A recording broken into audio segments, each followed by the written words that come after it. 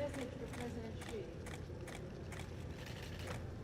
The friendship between the people of Taiwan and America is a matter of profound importance to the free world, and it is critical to maintain economic freedom, peace, and regional stability.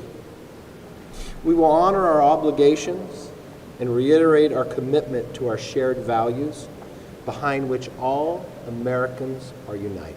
It is no secret that today, the peace that we have maintained and the democracy which have worked hard to build are facing unprecedented challenges.